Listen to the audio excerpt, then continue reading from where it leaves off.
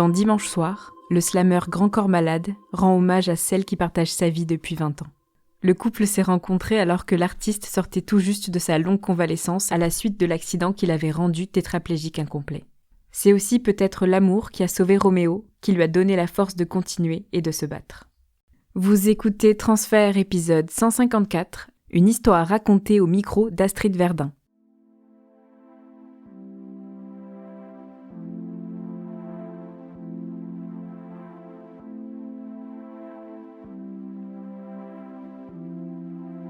J'ai 20 ans, ça fait 3 mois que je suis en école d'art aux Beaux-Arts de Lyon.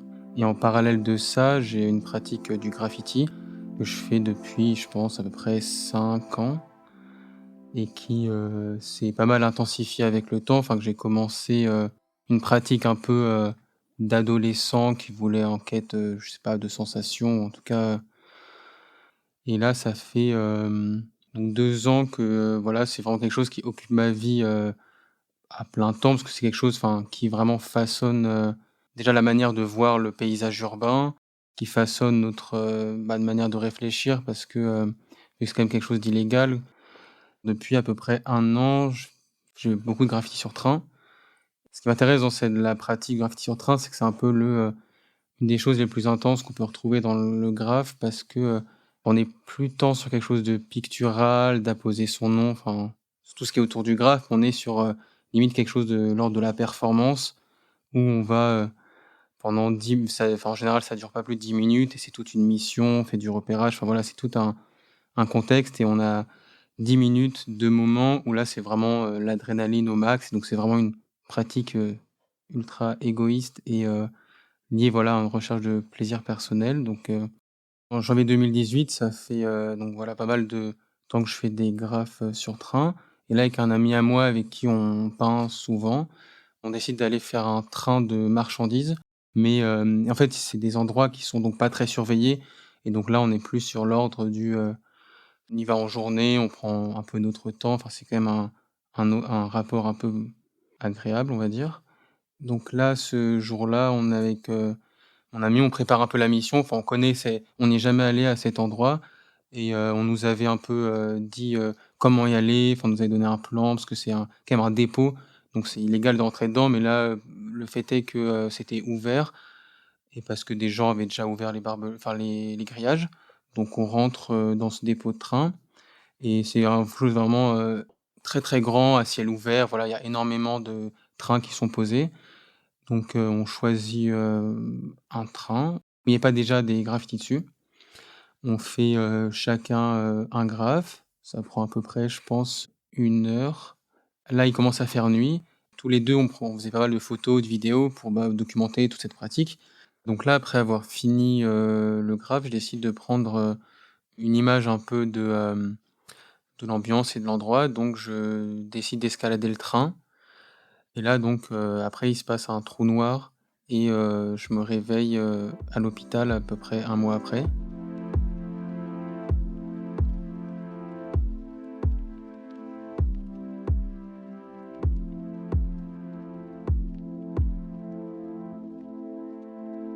De là, en fait, moi, j'ai plus aucun souvenir. On me plonge dans un, coma artificiel. Je suis, sédaté et énormément de médicaments parce que sinon il y a beaucoup trop de douleur. Moi, je le ressens comme si c'était vraiment une succession de rêves sans jamais s'en sortir. C'est-à-dire que moi, j'entends vraiment rien et je suis vraiment plongé dans, une succession de rêves qui sont, pas tant des cauchemars, mais qui sont pas des rêves agréables non plus. En fait, il y a souvent une conscience que, j'ai eu un accident ou en tout cas que je peux plus bouger. Par exemple, un rêve où je suis dans un hôpital, mais un hôpital abandonné, il se passe, bon, comme dans un rêve, plein de choses, qui ont aucun sens. À un moment, je me retrouve dans mon ancienne ville, donc Lyon, dans un hôtel où, pareil, il y a des amis à moi de l'époque, mais je peux pas bouger.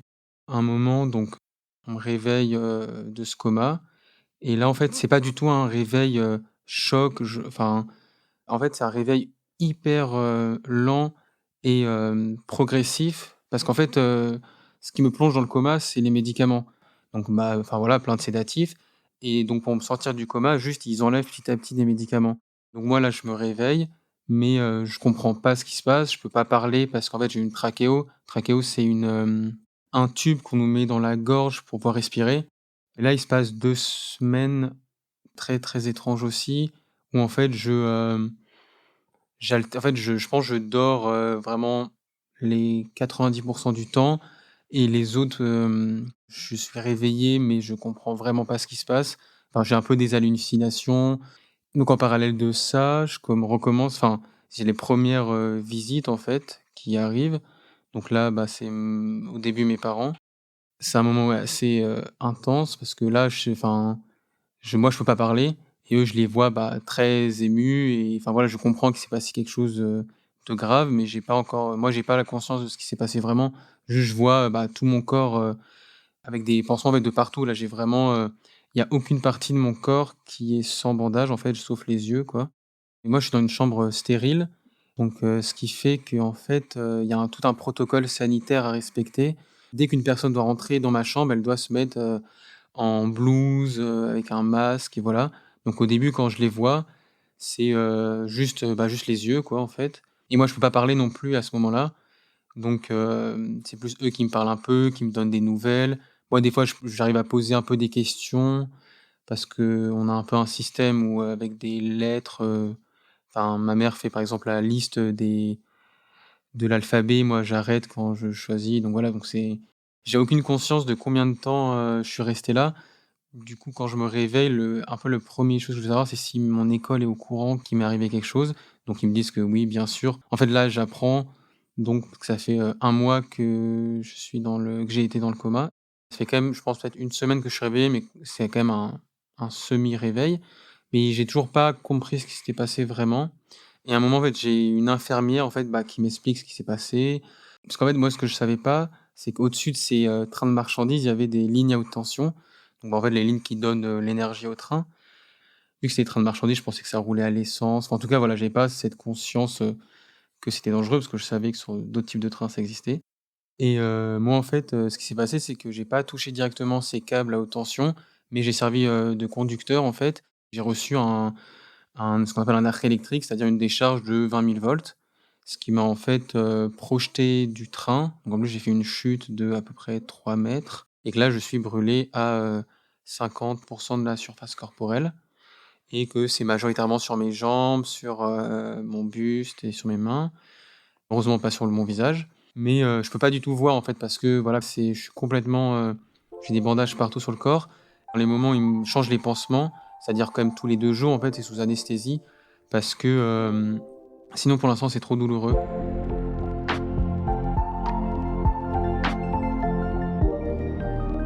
C'est une période qui est un peu, ouais, étrange, enfin, qui c'est évidemment c'est dur, mais c'est beaucoup d'ennuis, en fait, profonds, plus que enfin, il y a pas mal de douleurs physiques, mais ouais, là, je me retrouve à vraiment, rien pouvoir faire du tout, quoi, par moi-même, c'est-à-dire même pas à boire parce que j'ai des pansements partout. Alors que, enfin, moi, voilà, je fais beaucoup de choses je suis quelqu'un d'assez actif, donc je fais plein de choses et là, je me retrouve à vraiment être alité complètement pendant 1 mois et demi. Mes journées, en fait, là, c'est vraiment, se ressemblent toutes. On me réveille le matin, je regarde la télé. Petit à petit, on m'annonce qu'en fait, après une période comme ça d'alitement, il y a une grosse période de rééducation après. Parce qu'en fait, bah, évidemment, après être passé 2 mois et demi allongé, déjà j'ai perdu, à peu près 25 kilos. Mais après cette période-là, je vais avoir besoin d'énormément de soins, de kiné et en général, ils m'annoncent que c'est à peu près 2 fois le temps alité. J'ai été 2 mois et demi alité, c'est-à-dire que je suis reparti pour encore au moins 5 mois à l'hôpital. Donc là, c'est quand même assez dur à encaisser et à accepter et petit à petit, il va falloir en fait faire les pansements sans anesthésie générale parce que dans ce service, quand ils vont devoir me faire des pansements, eux, ils peuvent pas m'anesthésier et donc là, j'ai les premiers pansements, sans anesthésie, donc ils sont hyper douloureux. Je sais que le premier, il me, réendorment parce que c'est trop douloureux. Là, ils m'en refont un 3 jours après. C'est très douloureux aussi, mais ça va, là, je pense que je supporte un peu mieux. C'est un peu un choc, mais j'ai pas une complète détresse ou je suis pas non plus dans une situation où je me dis: «La vie est finie», quoi. Je me dis: «Bon, ça va être dur, ça va être compliqué». Là, et là, je suis plus à voir, en fait, les étapes qui vont arriver, quoi et à me dire: «Bon, bah, c'est quoi la suite?» Mais donc je sais que, voilà, ça va être là, je vais avoir une vie quand même, un peu différente, en tout cas. À ce moment-là, on me dit, enfin que mes mains ont pas mal eu, beaucoup de séquelles et ils savent pas encore vraiment à quel point je veux retrouver ma motricité, quoi. Et là, on m'annonce aussi que je vais avoir une opération. En fait, c'est parce qu'un de mes doigts était très brûlé. Ce qu'ils m'annoncent, c'est qu'ils vont me le mettre, en fait, dans mon ventre, pas à l'intérieur de mon ventre, mais juste, en fait, sous la l'épiderme et en fait, grâce à ça, l'épiderme du ventre va créer une nouvelle peau pour mon doigt. Ils me font cette opération et après moi, je suis un mois réveillé avec le doigt dans mon ventre et je le sens, en fait, je le sens, voilà, mon doigt, qui est dans mon ventre, quoi. Donc dès qu'ils me déplacent pour, faire des pansements, tous les soirs, ils doivent nettoyer le lit, du coup, ils me mettent sur le côté et là, c'est hyper douloureux tous les soirs parce que je sens ma main qui, bouge dans mon ventre. Enfin, des fois, je me réveille, je pense juste de lever mon bras, mais je sens qu'il y a une tension. Enfin, voilà, ça, c'est un moment assez douloureux aussi. Enfin, moi, l'hôpital où je suis en région parisienne, ma famille et même tous mes amis sont dans cette région-là, donc ils peuvent vraiment me voir très souvent parce que, enfin, c'est un hôpital, où il y a beaucoup de gens qui viennent de toute la France et donc il y a beaucoup de gens qui ont, très peu de visites et moi, heureusement, tous les jours les visites, c'est à 16 heures et tous les jours, j'ai quelqu'un qui vient me voir. En général, voilà, je passe 1 à 2 heures avec, un peu tous mes parents, mes frères et sœurs, beaucoup d'amis à moi qui viennent. J'ai eu une petite amie pendant, près 1 an. J'ai vécu en Bretagne 2 ans, donc je l'ai rencontrée là et en fait, j'ai changé, je suis allé vivre à Lyon et du coup, on s'est séparés, donc là, ça fait à peu près 5 6 mois qu'on s'est séparés. Avant l'accident, on continue pas mal à se parler, enfin voilà, c'est encore quelqu'un d'important pour moi et elle aussi, enfin et voilà et là, à un moment, ma mère me dit qu'en fait, cette fille en fait, veut me voir et qu'elle a demandé depuis pas mal de temps, enfin dès que je me suis réveillé, mais vu que mes parents, c'était quand même une période, voilà, très, intense. Ils voulaient pas, moi, trop me chambouler avec ça, donc ils savaient pas trop ma position, si j'ai envie de la voir ou pas et donc ils m'ont pas prévenu mais là, ils me disent que, voilà, elle a envie de me voir, ils se disent que c'est bon, en tout cas pour moi et je leur dis que, évidemment que j'ai envie de la voir, que je pense à elle et ouais, je la revois, 1 semaine après et c'est assez intense comme moment aussi parce que, je vois qu'elle est très, très émue. Elle pleure, moi aussi. C'est, un moment assez, émotionnel à la limite, je crois qu'à ce moment-là, c'est presque moi qui la rassure en lui disant que mais ça va aller, enfin que c'est physique et en tout cas, je vais remarcher, je vais avoir une vie, plus ou moins normale et en tout cas, on se dit qu'on va se revoir et qu'elle, elle va revenir à Paris souvent. Donc je crois là, je la revois, toutes les 2 3 semaines, elle vient me voir.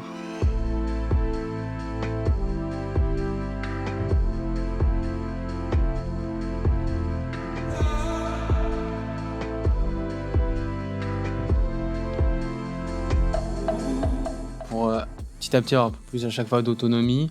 Là, ce que j'ai, c'est un fauteuil électrique, mais en fait, je peux même pas moi me dé aller dans ce fauteuil électrique tout seul. J'ai une espèce de système qui me soulève et qui me met dans le fauteuil électrique.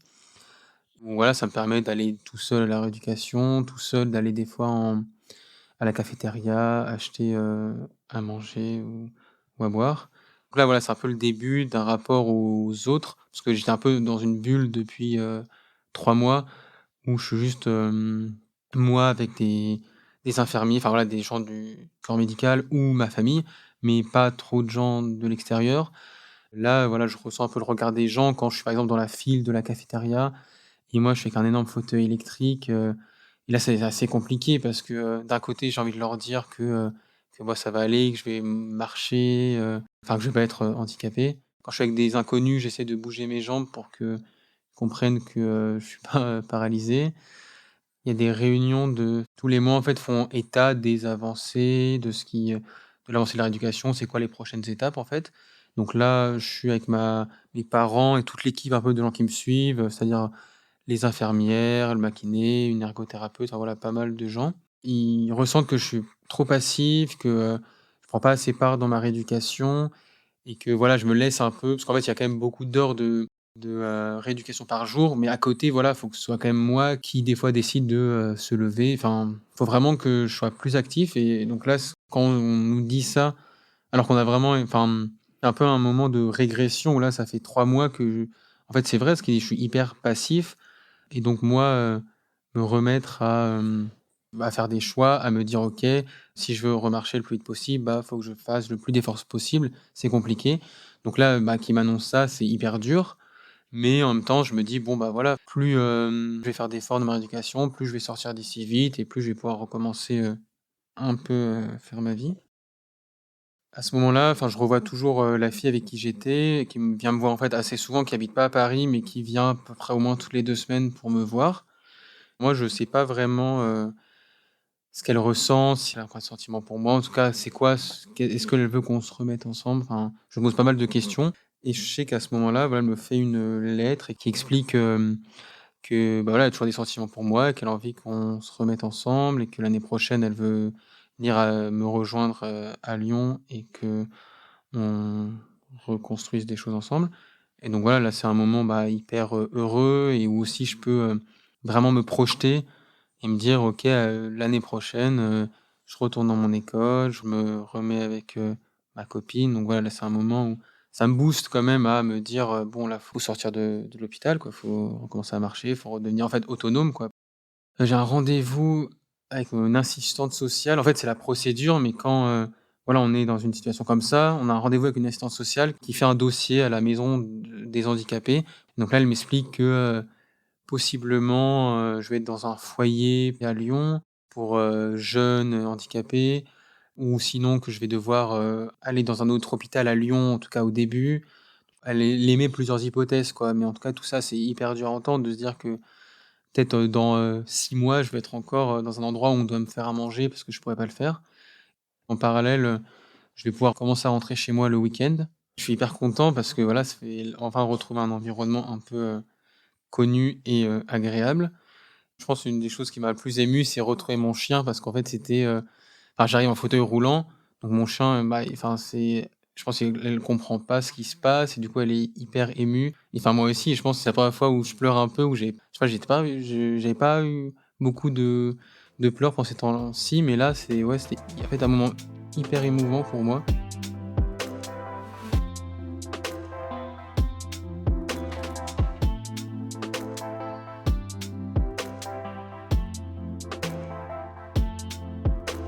Alors là, le mois de juin, c'est un moment petit à petit, j'ai commencé quand même, à être de plus en plus autonome parce que là, j'ai un je me déplace toujours en fauteuil roulant, mais pas électrique et il y a beaucoup de gens qui, viennent me voir. On passe pas mal d'aprèm sur, la terrasse de l'hôpital, mais c'est un moment, en fait, un peu dur. C'est plus la période, intense et choc de mon accident et de mon état. Là, ça fait 5 mois que je suis à l'hôpital, donc je vois un peu tous les gens qui, autour de moi, reprennent, leur vie petit à petit et mes amis qui, à ce moment-là, partent en vacances. Évidemment, personne me laisse tomber, tout le monde vient me voir, mais juste, moi, je sens que, là, c'est quand même, c'est un moment où je dois vraiment où je reprends, où je refais des choses par moi-même, mais qui sont extrêmement dures et donc voilà, c'est des moments assez longs. Je crois que c'est on est vraiment tout début septembre et là, ils me disent que c'est bon, je peux définitivement partir de l'hôpital et là, je vais emménager donc à Lyon avec ma copine et en parallèle, en fait, je recommence, la rééducation, mais dans un hôpital à Lyon où là, c'est un hôpital de jour et c'est toujours quand même assez, soutenu. C'est-à-dire que j'ai 3 journées entières par semaine de rééducation. Une chose que j'appréhendais, bah, évidemment, c'est mon retour à l'école parce que, et évidemment ça, tout le monde était au courant de ce qui s'était passé. Bah, donc le jour de la rentrée, je peux y aller sans béquille. Ça fait, 1 semaine que je marche plus sans béquille, donc ça, je suis vraiment content parce que c'était un peu ce que je m'étais fixé de faire la rentrée, en marchant, quoi. Enfin, j'avais beaucoup d'appréhension, j'avais assez peur du regard des gens, mais en fait, ça se passe, très simplement. Enfin, il y a juste, des moments où c'est un peu, étrange, enfin, dans le sens où, on sent le regard des gens. Moi, je me sens quand même diminué à ce moment-là. Je sais que monter et descendre des escaliers, c'est un peu compliqué, je dois me tenir à une rambarde, mais tous les gens sont hyper, bienveillants. Ils ont pas enfin, je ressens pas de la pitié ou aucun égard. Enfin, c'est vraiment un rapport, normal et vu que j'ai redoublé, je rentre avec une nouvelle classe et personne me connaît. En fait, c'est vraiment le début, je pense, d'une nouvelle année où je me sens vraiment bien et ouais, agréable. À ce moment-là, en fait, j'ai des vêtements compressifs. Quand on est brûlé, ils nous fait des vêtements sur mesure qui, en fait, sont comme, des genres de collants, enfin, de vêtements hyper collants qui, en fait, sont faits pour, assainir un peu la peau et en fait, c'est vraiment esthétique et ça permet d'avoir des plus belles cicatrices, de la peau plus blanche et mais donc là, en fait, moi, en permanence, enfin, en fait, 23 heures sur 24, je dois mettre, un collant, un, t-shirt à manches longues et des gants. Donc là, ça, c'est aussi un truc un peu, c'est un rituel un peu lourd aussi, mais que bon, je supporte, plus ou moins parce que voilà, je sais que c'est, pour mon bien-être, esthétique, quoi. Et il me reste encore quelques pansements parce que même au bout de ouais, ça fait 9 mois et j'ai toujours une plaie au niveau du genou qui s'est pas refermée. Mais sinon tout est toute ma peau est cicatrisée et en fait, bah, mon corps a quand même, ouais, a radicalement changé. Surtout mes jambes qui ont été vraiment brûlées, bah, au 3e degré. Du coup, ce qui fait, visuellement, c'est quand même assez, c'est un gros changement, quoi. Mais ma peau est un peu creusée.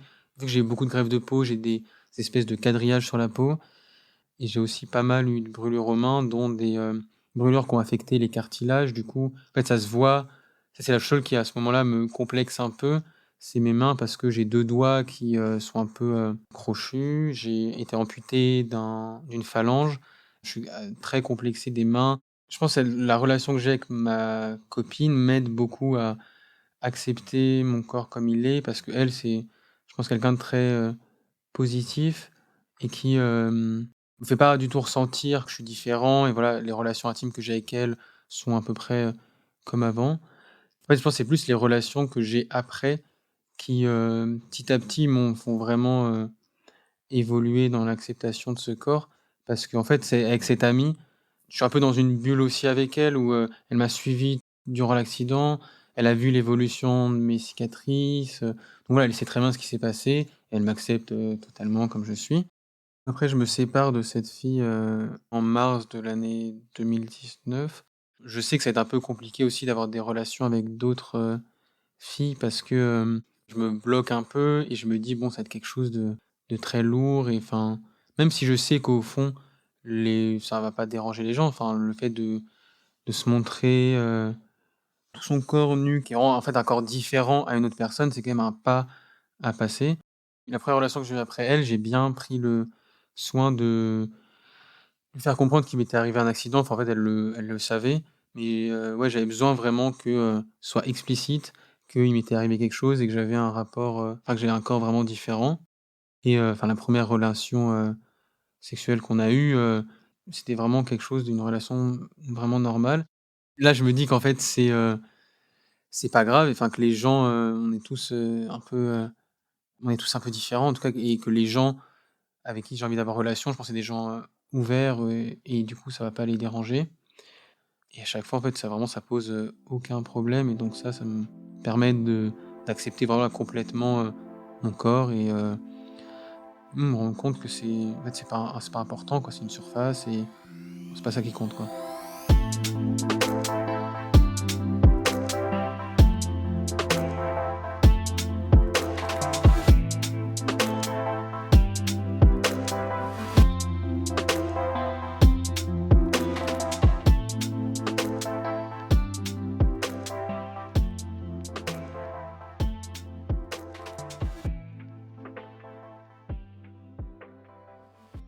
Vous venez d'écouter Transfert épisode 154, un témoignage recueilli par Astrid Verdun.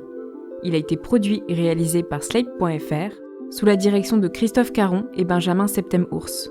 Sarah Koskiewicz, production éditoriale. Benjamin Septem-Ours, réalisation. Aurélie Rodriguez et Victor Benamou, montage. Retrouvez tous les épisodes de Transfert sur Slate.fr ou sur votre application de podcast préférée. Pour participer à Transfert, vous pouvez adresser vos témoignages à l'adresse mail transfert@slate.fr.